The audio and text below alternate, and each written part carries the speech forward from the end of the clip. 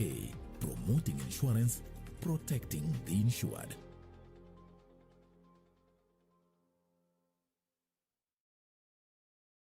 This weekend on KBC Channel 1. I am Loteni now. Atito, I am never coming to clean your house again. You can now clean your smelling in gym clothes, you are smelling in bathroom, you are smelling kitchen, you are smelling everything. Shut up! Or better off, you better let me know tomorrow so that I can bring you women clothing. You join the women's club, you win. Julia, Julia. Amo. You win, Joe.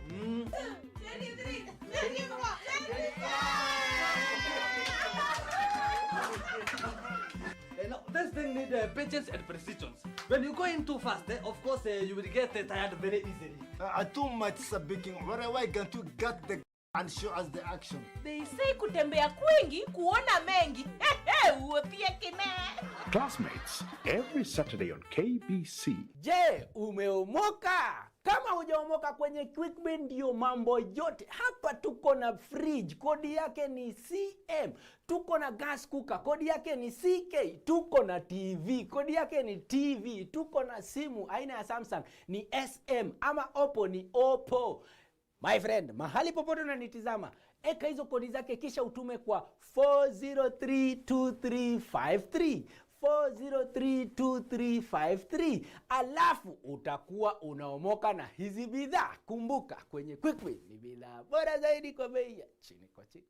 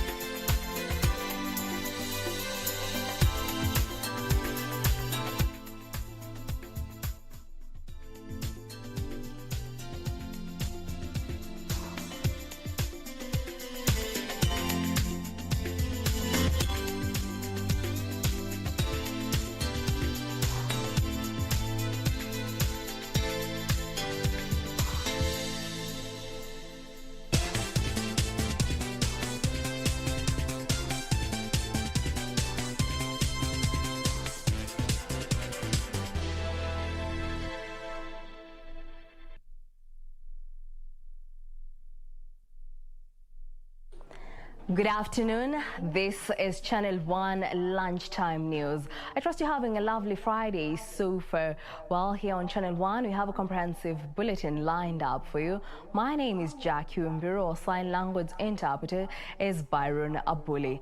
Now, to kick us off this afternoon, we shall head over to State House Nairobi, where Mother Koome is expected to take oath of office as Kenya's Chief Justice at State House Nairobi. Now, a statement from the judiciary stated that Chief Justice Koome will then proceed to her new office at the Supreme Court, where she will be received by Judicial Service Commission, the Deputy Chief Justice Philomena Mwilu, Chief Registrar at the Judiciary Ann Amadi, Supreme Court Justice and the Judiciary Leaders Advisory Council. Thereon on Monday, that is the 24th of May 2021, the judiciary is expected to host an assumption of office ceremony to hand over instruments of power to the new Chief Justice. Koome was vetted by the Justice and Legal Affairs Committee, and she was appointed by President Uhuru Kenyatta as the Chief Justice on May 19th, 2021. Her appointment follows the approval by the National Assembly on Wednesday this week. For now, let's head over to State House and Nairobi.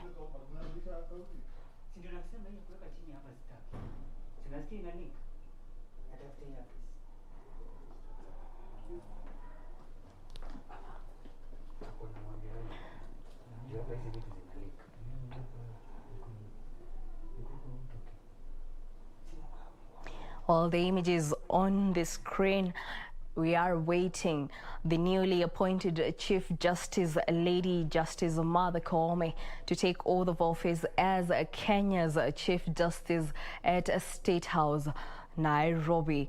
Koome was appointed by President Uhuru Kenyatta to be the country's next Chief Justice after vetting and approval by Parliament. Koome was vetted by the Justice and Legal Affairs Committee and was given a clean bill of health in her pursuit to succeed Justice David Maraga, who retired last December.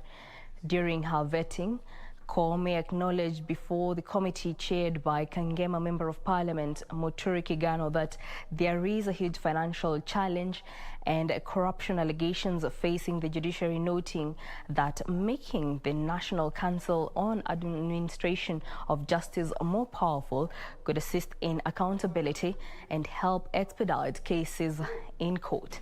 She also pledged to restore harmony and end bad blood among the judiciary, the executive and parliament, recommending legislative intervention to help resolve any stalemate between the three arms of government.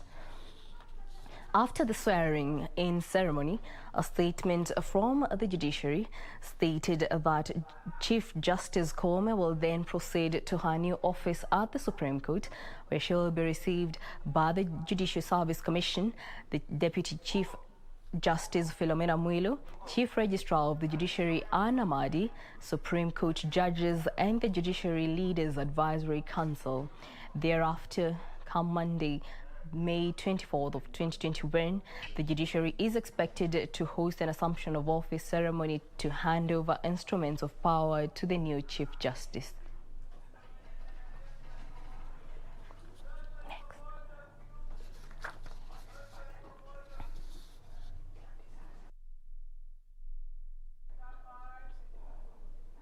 Well, those images were coming in live from State House Nairobi, where we are expecting the newly appointed Chief Justice Martha Koome to take oath of office. We shall be heading back there soon. For now, we proceed. National Assembly Majority Leader Amos Kimunya has downplayed political undertones that President Uhuru Kenyatta's popularity is waning in his Mount Kenya backyard. Kimunya says the outcome of Juja constituency and Rurie ward by-election is not a confirmation of the same, as the winning parties are affiliated to Jubilee, hence their members are supporters of the president. Design were the Jubilee Party to lose in the Rurie ward Nyandarua County by-election. It was interesting when he took a hasty retreat and celebrated those he had sworn to frustrate. During the campaigns, Kimunya, alongside Water and Sanitation Cabinet Secretary Cicely Kariuki, went all lengths to ensure the party would clinch the seat. The majority leader in the National Assembly now says the United Democratic Alliance win in Rurie ward and the People's Empowerment Parties in Juja were largely a Jubilee win. Ni kama timu mbili ya mpira, team A na team B. Lakini sasa walijipata team A na team B zimeenda kwa final. Ya? Sasa Jubilee main, ya? Na Jubilee UDA wakakutana kwa fa. Kwa hivyo kikombe bado iko tu Jubilee. Lakini si hata Faida akija hapa anakujaga ni wa Jubilee. Eh? Hata kama anaongoza pandio nyingine. Na uko chini yangu kuko bungeni. Rigathi Gachagua pia ni Jubilee. Na tulikuwa na yeye bunge, hata Nyoro wote ni wa Jubilee. Hiyo ni team A, team B, team A, team A ilishindwa na team B. Kimunya now wants the winners of the by-elections to settle down and map out ways of helping their electorate. Meanwhile, Kimunya has welcomed last week's BBI verdict but says hope is still alive. Koti imeamua, tunaheshimu koti na tutaendelea kwa rufani mpaka tupate haki ambayo tulikuwa tunatafuta katika hii safari ya BBI, usawa wa kura, usawa wa mali ambayo inagawanywa kwa kila sehemu, na pia ongezeko la mali ambayo inaletwa mashinani ili maendeleo ifikie wananchi. This as Attorney General Kihara Kariuki petitions the appellate court to reverse the decision.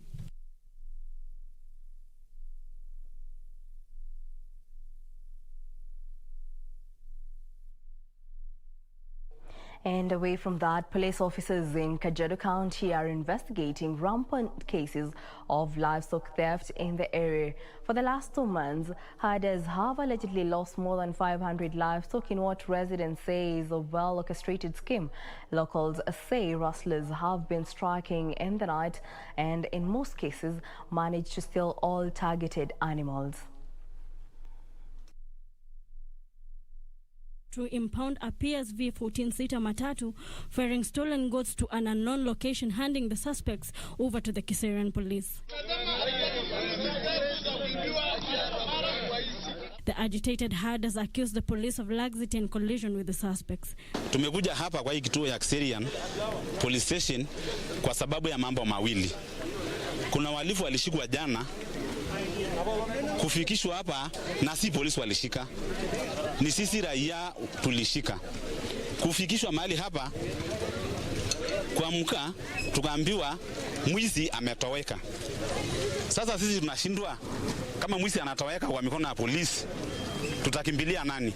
The police have vowed to deal with the menace. Locals say they have managed to track down some of the stolen animals to Githunguri in Kiambu County and Dagoretti slaughterhouses, signifying a ready market for the animals. They are, however, questioning the effectiveness of the roadblocks erected after the curfew hours, as vehicles used to ferry stolen livestock are still operating. Wale ambao ilikuwa anaperekewa waende wachinje huko na wause huko. Ametuambia huyo gari analeta kondoo kila siku. Hata wao wanashangaa. Anasema huyo mtu ambaye wako na macho moja, yeye hiyo mbuzi ambaye ilikuwa analeta huko ni ya kuiba. Polisi wote wa Kajiado hatuna imani na wao. Hatuna imani na wao. Hatuna imani na wao. Na tuogope tukisema hivyo. Hatuwezi kuwa kila siku sisi hatuna mshahara, na hatuwezi kuwa kila siku day by day tunapoteza mali yetu. Na tunapoteza mali na roadblocks iko, curfew iko. For Channel 1 News, I'm Wamboi Otiende. Well, and on that note, we cross over to State House, Nairobi, where Chief Justice, the newly appointed Chief Justice, Martha Koome, is set to take her oath of office as Kenya's Chief Justice at State House, Nairobi. Shall take and subscribe the oath or affirmation of office. With Your Excellency's most gracious permission, sir, I will now invite the Chief Registrar of the Judiciary to administer the oath or affirmation of office to the Honorable Lady Justice Martha Karambu Koome as Chief Justice, and the Honorable Mr. Justice William Ouko Okello as Judge of the Supreme Court of Kenya. The Chief Registrar of the Judiciary, please proceed.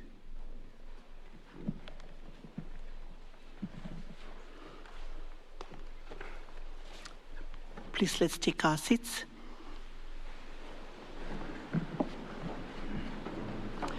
Your Excellency the President, this is a swearing-in ceremony for the Chief Justice of the Republic of Kenya and President of the Supreme Court and Judge of the Supreme Court of Kenya.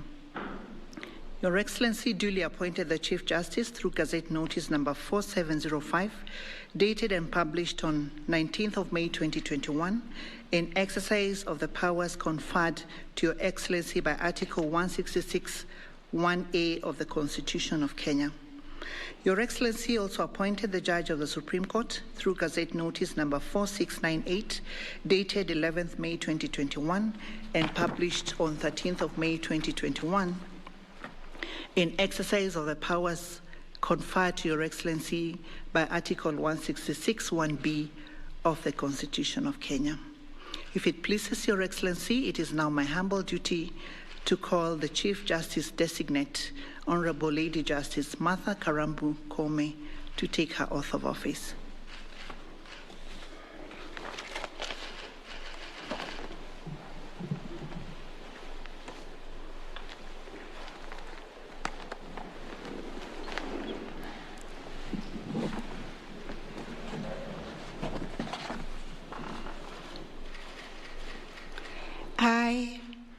Martha Karambu Koome, Chief Justice of the Republic of Kenya and President of the Supreme Court of Kenya, do swear in the name of the Almighty God to diligently serve the people and the Republic of Kenya and to impartially do justice in accordance with this Constitution as by law established, and the laws and customs of the Republic without any fear, favor, bias, affection, ill will, prejudice, or any political, religious, or other influence.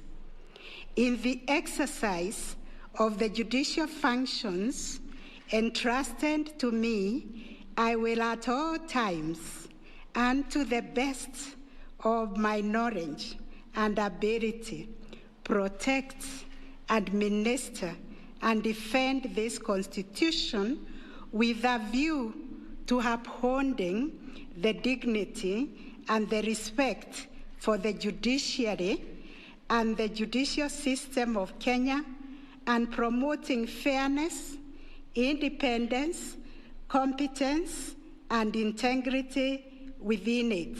So help me God.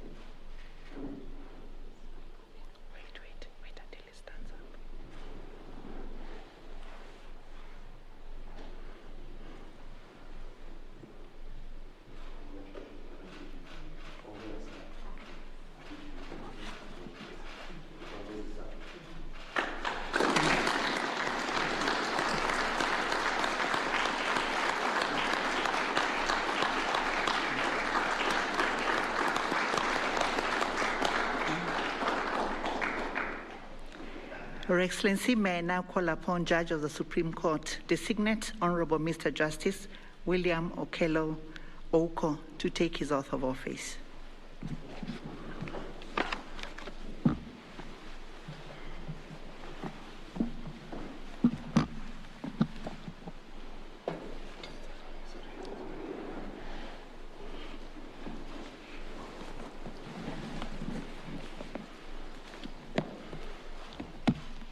I, Ouko William Okello, Judge of the Supreme Court of Kenya, do swear in the name of the Almighty God to diligently serve the people and the Republic of Kenya and to impartially do justice in accordance with this Constitution as by law established and the laws and customs of the Republic without any fear, favor, bias, affection, ill will, prejudice, or any political, religious, or other influence in the exercise of the judicial functions entrusted to me. I will at all times, and to the best of my knowledge and ability, protect, administer, defend this Constitution with a view to upholding the dignity and the respect for the judiciary and the judicial system of Kenya, and promoting fairness, independence, competence, and integrity within it. So help me God.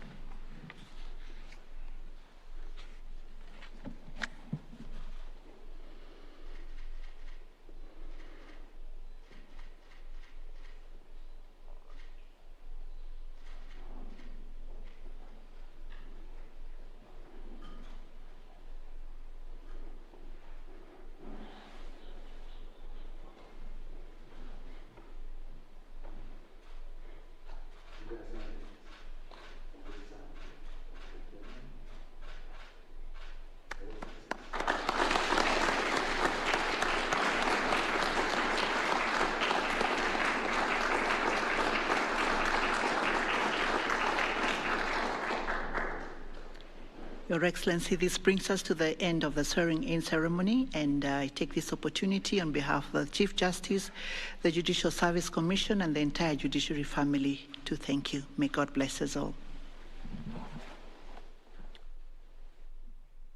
Thank you, Madam Registrar.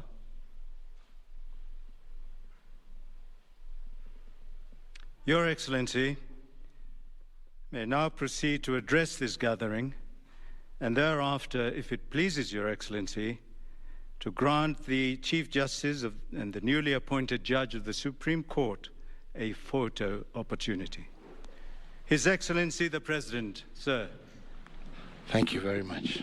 Do I please be seated? Thank you. Good afternoon, everybody. And once again, as I said, I apologize for the delay. I was held up in Mombasa a little bit, so I apologize for not being on time.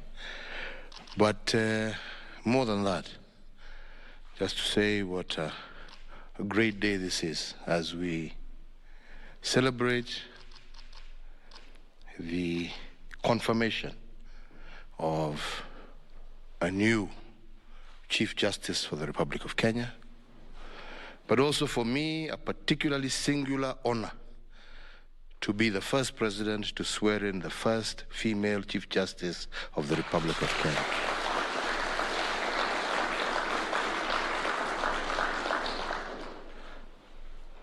I had, these people here had prepared a long story for me to say, but I purposely said I will not, because it is not for me to tell you how to execute your work.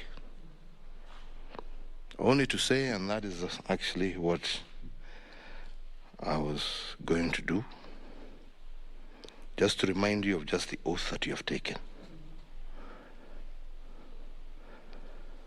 And to impartially do justice in accordance with this Constitution, as by law established, and the laws and customs of the Republic, without any fear, favor, bias, affection, ill will, prejudice, and any political, religious, or other influence in the exercise of the judicial functions entrusted to you. And I will at all times, and to the best of my knowledge and ability, protect, administer, defend this Constitution with a view of upholding the dignity and the respect for the judiciary and the judicial system of Kenya, and promoting fairness, independence, competence, and integrity within it. Mine is only to wish you God's blessings as you embark on your duties. We will pray for you. We know you will succeed. We are there to partner with you and to work with you as the executive branch of government. We want to partner with you. We want to work together with you. And we pray for your success. Justice Ouko, both of you at least, mmetoka from grassroots huko, mmekuwa in the system. Hakuna kukusomesha chochote. Fanya haki tu, na sisi hatutakuwa na shida. Mungu awabariki na walinde. Asanteni sana.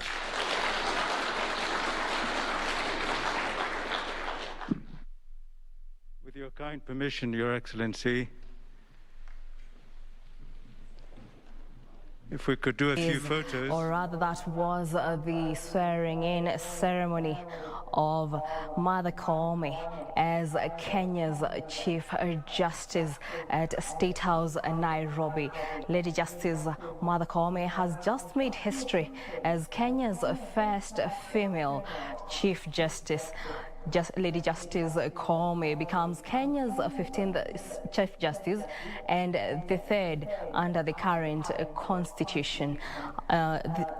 After this ceremony, Lady Justice Koome will then proceed to her new office at the Supreme Court, where she will be received by the Judicial Service Commission, the Deputy Chief Justice Philomena Mwilu, Chief Registrar of the Judiciary Anna Madi, Supreme Court judges, and the Judiciary Leaders Advisory Council.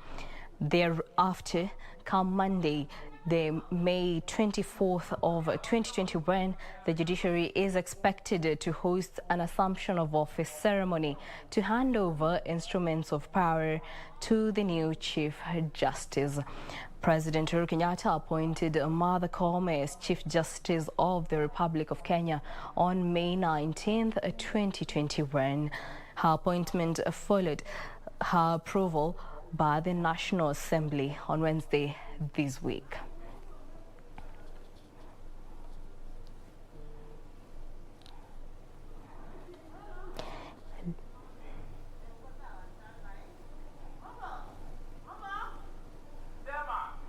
Well, in other news now, 9 counties have signed contracts that will allow research scientists from the National Museums of Kenya access information and material from herbalists across the country.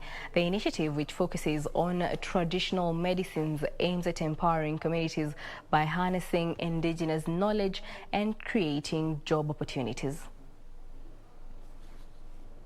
The signing took place. Dr. Tunga Nyacheo, the chief of the Research Institute of Primate Research at National Museums of Kenya, said the prior informed consent by herbalists would enable the natural product industry access herbal products from herbalists. Currently, we are struggling with the coronavirus, and through the initiative of the government, we are trying to reach traditional herbalists because the fight against the coronavirus, we have to fight it from all ways.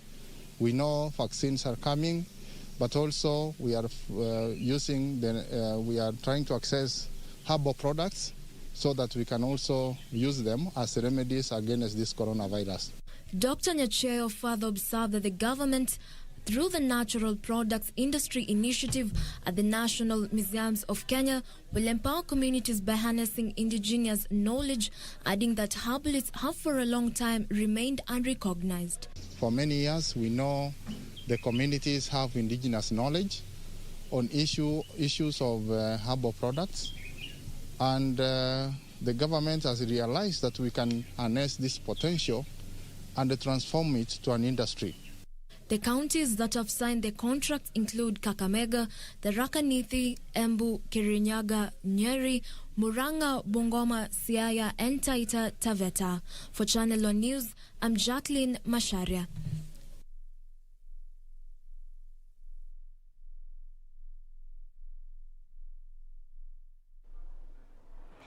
In other news, Nyeri Governor Mutahi Kahiga has called on area residents to continue adhering to the COVID-19 containment measures to help stem the spread of the disease in the county.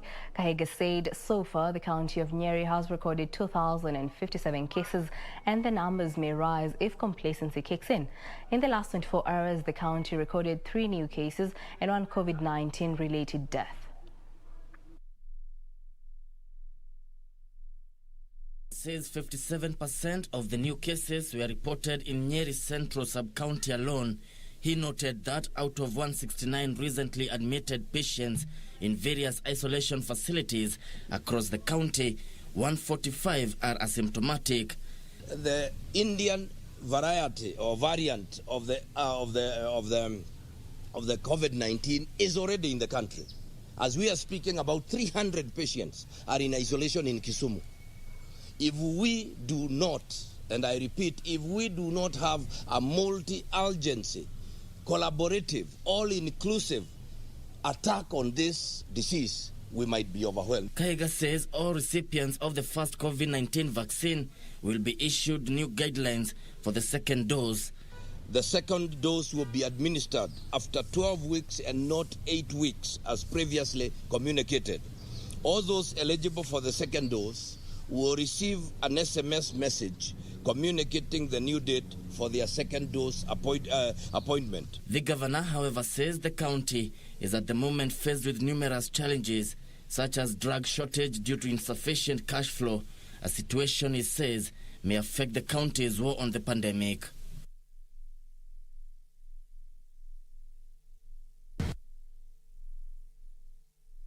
And away from that, we now cross to the Supreme Court, where our reporter Nairobi is on the ground to give us a brief of the situation on the ground ahead of the arrival of the Chief Justice, that is Lady Justice Martha Koome, who will proceed from State House Nairobi to her new office at the Supreme Court. She is expected to be received by the Judicial Service Commission, the Deputy Chief Justice Philomena Mwilu, Chief Registrar of the Judiciary Anne Amadi, Supreme Court judges and the Judiciary Leaders Advisory Council. Sarafina, kindly bring us to speed on the situation on the ground ahead of her arrival.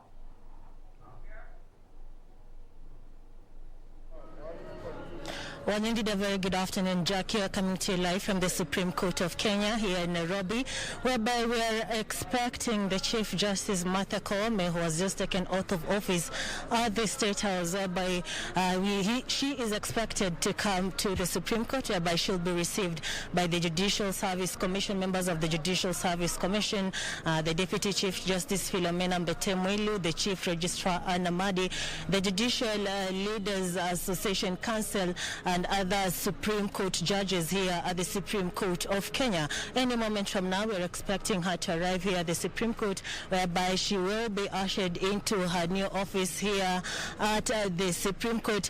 And later on, we'll see tomorrow or on Monday, whereby she'll be given the powers of the instruments of power here at the Supreme Court in a special ceremony that will be held here, while Martha Koome takes office as the 15th Chief Justice of Kenya and the third after in the 2010 Constitution, whereby as she comes in, much is expected of her from Kenyans, including the most recent matter, which includes the BBI, the Building Bridges Initiative appeal, whereby the BBI Secretariat and other members are supporting it have explained their intentions to head to the Court of Appeal, whereby now the new Chief Justice Martha Koome is expected to come up with a panel a bench of judges that will oversee the matter at the Court of Appeal. Also, there are other number of issues that she's expected to face,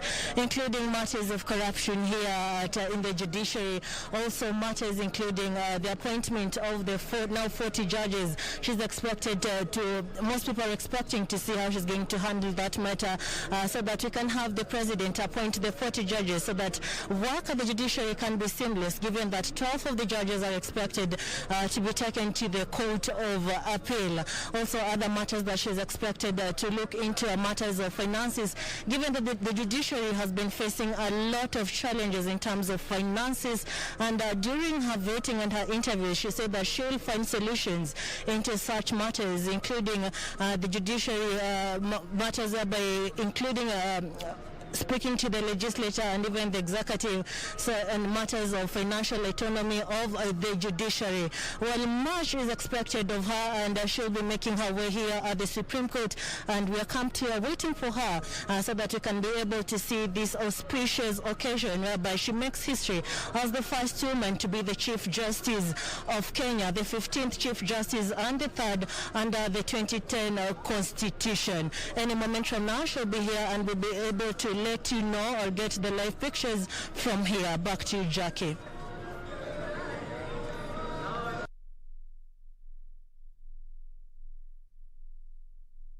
Well, that is our reporter, Nairobi, reporting live from the Supreme Court, where Lady Justice Martha Koome is expected to arrive any moment from now, where she will proceed to her new office at the Supreme Court. Come Monday, the May 24th, 2021, the judiciary is expected to host an assumption of office ceremony to hand over instruments of power to the new Chief Justice. On that note, we take a short break. Don't go too far. We still have more to come.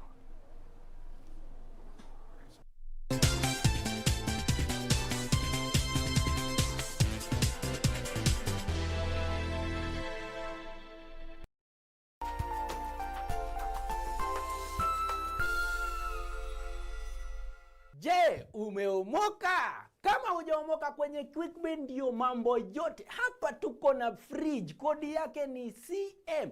Tuko na gas cooker, kodi yake ni CK. Tuko na TV, kodi yake ni TV. Tuko na simu aina ya Samsung ni SM, ama Oppo ni Oppo. My friend, mahali popote unanitizama, eka hizo kodi zake kisha utume kwa 4032353. 4032353, alafu utakuwa unaomoka na hizi bidhaa. Kumbuka, kwenye Quickbit ni bidhaa bora zaidi kwa bei ya chini kwa chini. Sasa hii ng'ombe ni yako. Asante. Hii ng'ombe itatoa maziwa mengi kabisa. Sasa shida ya school fees imeisha. Jen, chukua hii. Hebu nikuulize, hii maneno unasikia ya bima ya elimu inaweza kuwa namna gani mtu anachukua? Process ya kuchukua insurance cover yote ni rahisi. Hata niko na cover ya gari yangu. Kwanza unajaza proposal form kama hii na uijaze wewe mwenyewe. Na kama haujui kusoma, uijaze na mtu unayemwamini. Hakikisha ile majibu umepatiana ni sahihi na ni ya kweli. Pia thibitisha insurance cover imeangalia maslahi yako. Na usiwahi sign proposal form ambayo haijaandikwa kitu chochote. Pia ukumbuke kujitolea photocopy yako. Sasa wacha nianze hiyo process. By the way, ukisubmit hiyo proposal form, uhakikishe umepatiwa policy document. Uisome na uielewe. Hiyo ndio thibitisho ya kuwa una bima. Asante sana. Ujumbe huu umeletwa kwako na IRA.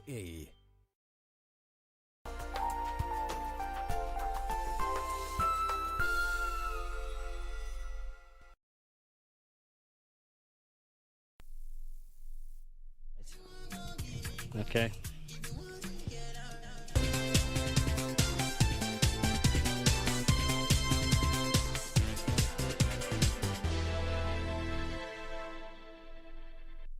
Welcome back. Now we proceed and we head over to Naivasha in Nakuru County, where Water Service Providers Association has called for good governance of water and sanitation in the country and more involvement of the youth in the sector, saying it will facilitate access to clean and sustainable water services. Now, reporter Yusuf is on the ground. Yusuf, kindly bring us to speed.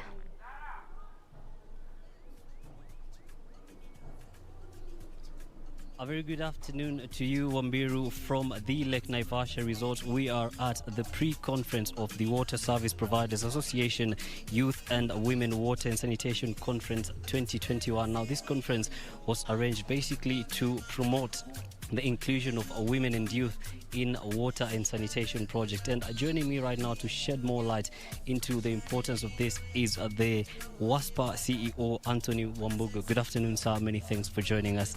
Now, walk me through the importance, how important is it to include women and youth in such projects? Thank you very much. It's Ambugo. I think this is the pre-conference, and the conference is coming on the 30th of June 2021 to 2nd July. And it is done in partnership. You can see I'm flanked by our chairman WASPA, Chair Wiwas, and also the representative of young water professionals in this country.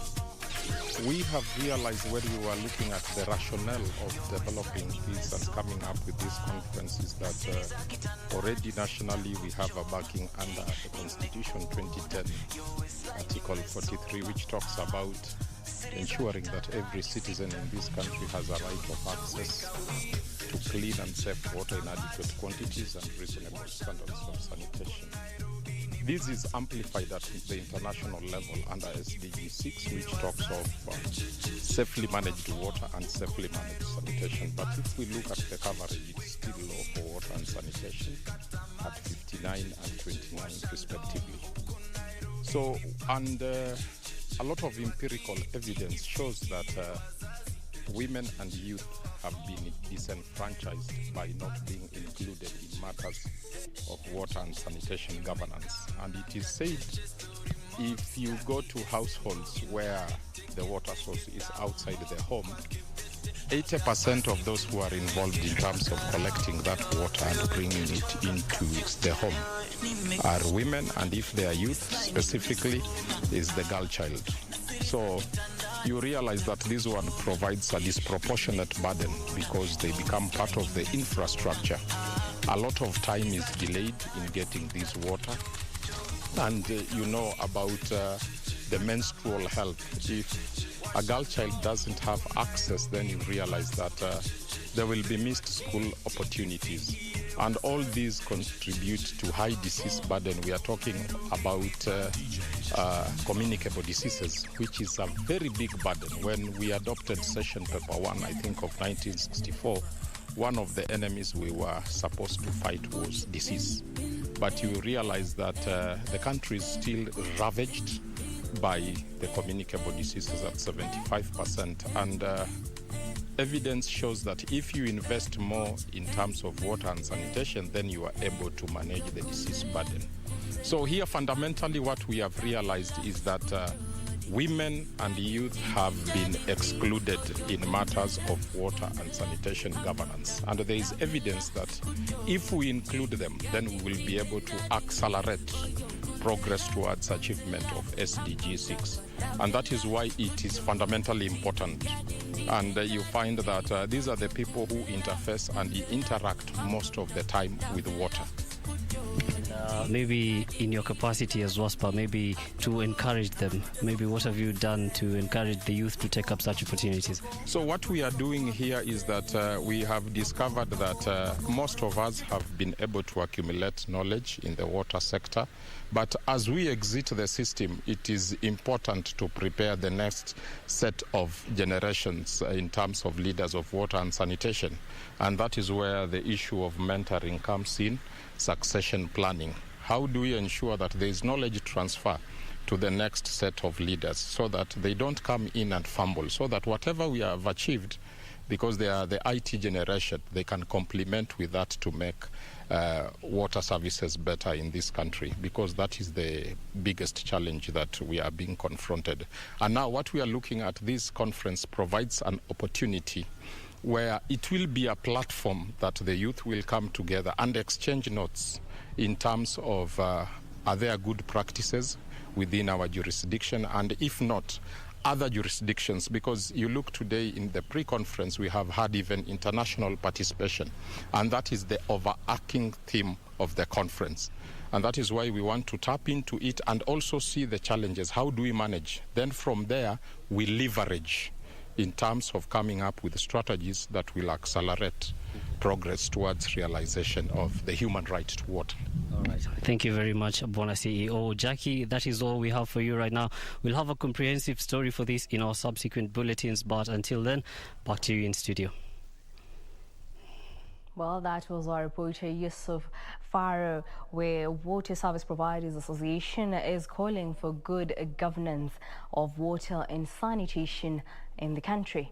Now, moving on, residents living along the Voi River in Taita Taveta County have been urged to be environmental champions and engage in frequent tree planting. Taita Taveta Ecosystem Conservator Charles Courier says it is paramount to plant more trees, especially on riverbanks where activities such as sand harvesting are threatening to inflict irreversible damage. Speaking while launching a tree planting exercise in the county, Taita Taveta Ecosystem Conservator Charles Courier said the tree planting campaign will be carried out in the sub-counties of Mwatate, Wundanyi, Taveta and Voi. Juu ya upandaji wa miti na vile tunatakiwa tufanye na zile miti tunatakiwa tupande ndio tuweze kufikisha lengo la Kenya la kupata 10% tree cover by the year 2022. Kwa sababu hiyo ndio malengo ya serikali. Courier said the exercise is aimed at rehabilitating Voi River where sand harvesting is rampant. Ni mtu wa maana sana katika kaunti yetu. Lakini hata mkiangalia mnaona ni kama mazingira kidogo inaharibika. The river basin ama the river hapo unakuta miti imekatwa ama pengine ni bushes zimemea, na tunataka kuhifadhi ndio maji yenye inatirika kwa hiyo mto. Hiyo ni maji safi na iweze kufikia watu wengi. The initiative aims to boost efforts currently underway to ensure the country attains the 10% forest cover by the year 2022.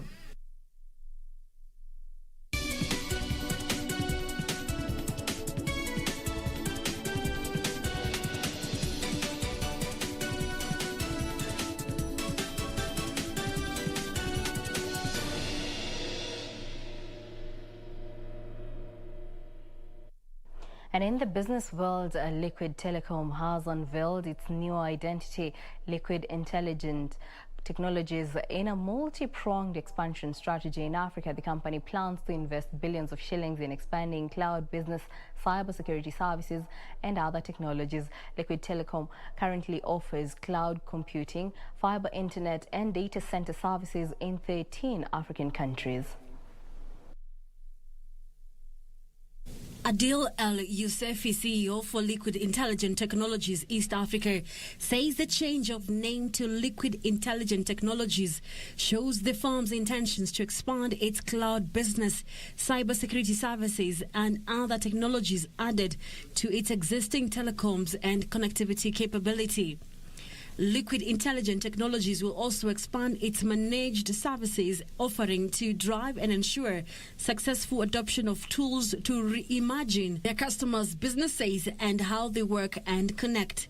Early this year, Liquid Telecoms raised 63 billion shillings from the bond sale to help it in the rollout of more products on the African continent. The International Finance Corporation estimates that the African digital economy is expected to be worth $180 billion by 2025.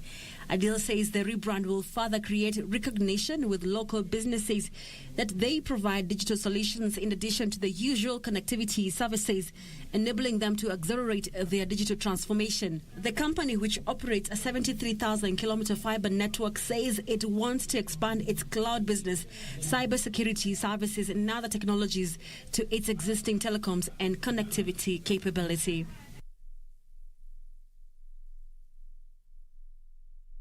The government has started implementing the 15 billion shillings Kenya off-grid solar access project in Samburu County. The funds will go towards standalone solar systems and clean cooking solutions for households. The program is aimed at expanding clean cooking solutions to communities living away from the national electricity connections. The government is now calling on the private sector to submit proposals for the testing and subsequent supply of clean cooking stoves. Deputy Director at the Department of Renewable Energy, Dr. Shadrack Kipkemoi, said that manufacturers who meet the standards of cooking stoves required will be supported to produce more than 90,000 units. This testing is to come up with, we see which one is now meeting the standards, because we have like some international standards. We also have local standards on the efficiency of the cook stoves. Of the 15 billion shillings, 4.8 is set to go towards standalone solar systems and clean cooking solutions for households. Currently, the project has kicked off testing for cook stoves and clean cooking technologies in Samburu County. The reason why we are pushing on these cook stoves, because apart from what you have just said about benefits to the consumers, it's also very good to the environment, because of like most of them are we used to call them kunimbili.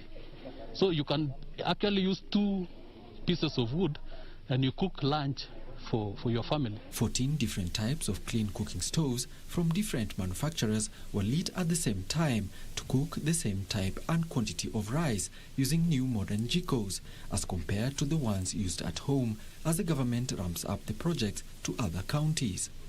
After the testing, there is a process where there is analysis done and the consumer acceptance and all that is evaluated. The important thing to highlight is, once the stoves are tested here, does not mean that the project will promote them. We first of all have to receive business proposals from the companies to show that they have the correct business models to sell the products in the market. The Ministry of Energy plans to eliminate dirty cooking technologies in Kenya that are blamed for many cases of lung diseases. Alan Auko, Channel 1 Business. Farmers in the North Rift have been urged to maximize their income by planting and cultivating high-value crops. Uasin Gishu County Deputy Governor Daniel Chemno said coffee, macadamia and avocado are among other crops that are fetching higher returns on the international markets. Traditional maize growing in the North Rift has turned to be a big challenge to farmers because they largely rely on government subsidies to purchase farm inputs or sell their produce. Hii crops ambayo sisi kama serikali ya kaunti tunahimiza: kahawa, macadamia, avocado na passion. Hiyo ni vitu ambayo itabadilisha maisha yetu forever.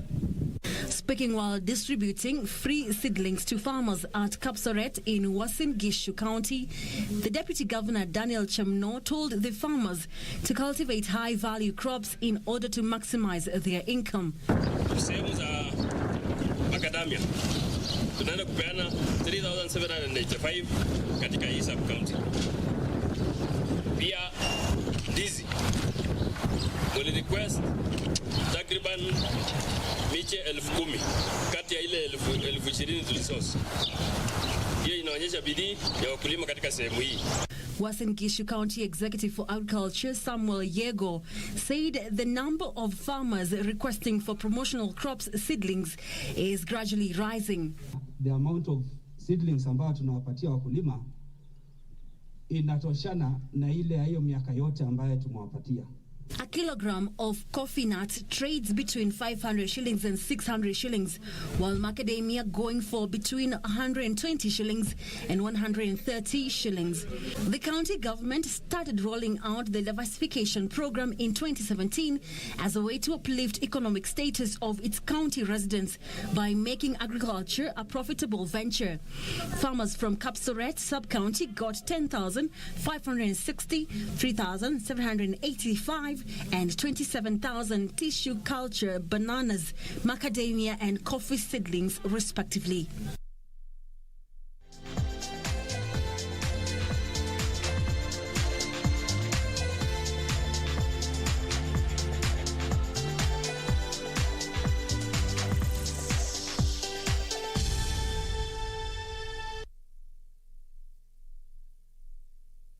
And in the sports world, the national women's soccer team Harambee Starlets will begin its Africa Women's Cup of Nations 2022 qualifying campaign in October after Confederation of African Football announced new dates. Starlets is pitted against underdog South Sudan and was due to play the first leg in June, but will now face off in October. The first leg pit in Harambee Starlets and South Sudan is scheduled between October 18th to 26th, while the second round matches are set for February 14th to 23rd, 2022.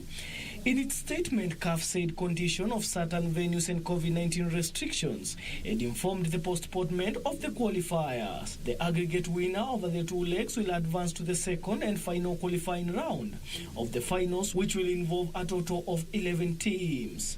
Harambee Starlets will be looking to qualify for the African Women's Cup of Nations for the second time after their 2016 appearance in Cameroon, where they exited the tournament at the group stage. The 2022 finals set for Morocco will see 3 top finishers earning automatic slots to represent Africa at the Women's World Cup finals in 2023 in Australia and New Zealand. 2 more slots will be earned through playoffs. Daniel Mwendwa for Channel 1 Sports.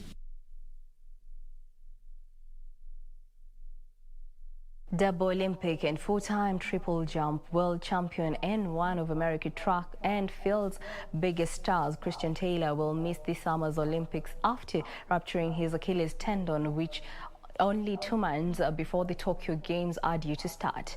Now, the American suffered the injury at Wednesday's Golden Spike competition in the Czech Republic, and his coach Rana Rader said that he underwent surgery in Germany on Thursday. Taylor's wife, Beatrice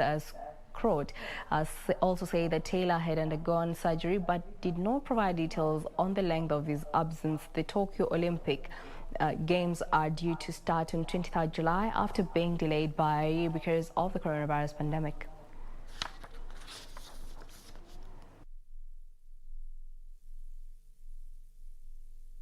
Former Arsenal and Crystal Palace striker Ian Wright says Chelsea could miss out on the Premier League top four despite being in a more comfortable position than Liverpool and Leicester City.